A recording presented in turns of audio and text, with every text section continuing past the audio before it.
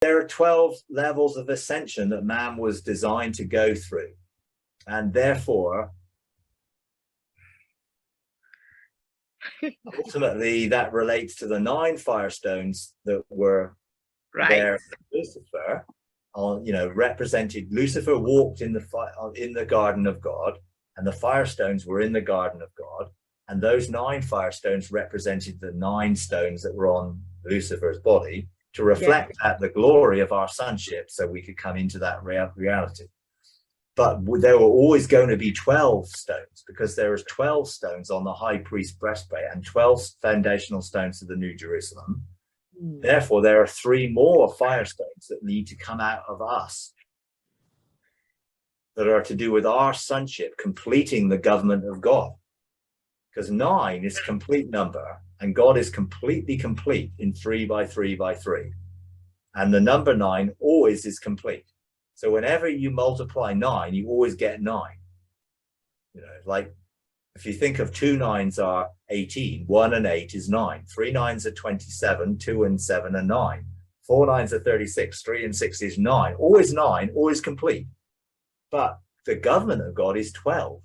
Therefore, he's added in sonship and the 3 stones of sonship to the 12.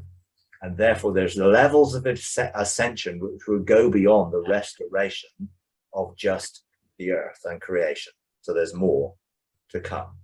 Ultimately, we are bit by bit, as we're restored and our minds are being renewed, are reconnecting to our eternal destiny and purpose and identity.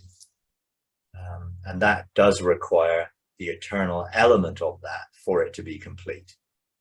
Otherwise, you've only got the journey of the soul on earth and not the reconnection to the memory of the spirit, which is why that is what's taking place in the renewal of our minds. The spirit is remapped over, because the spirit has a consciousness as well as the soul having a consciousness, but they need to become one and reintegrated and made whole, because they were never designed to be separate. But independence, man chose independence, and that is what separated the soul and spirit from when the spirit and soul are within the body. They're separated and need reintegration.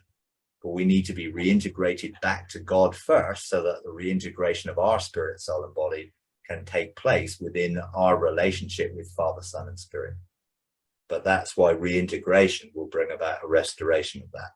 And ultimately, our spiritual consciousness needs to be remapped over our physical consciousness, so they become one. And then we begin to perceive everything from a spiritual reality and not a natural reality first. And a lot of people still see things only through a natural perspective.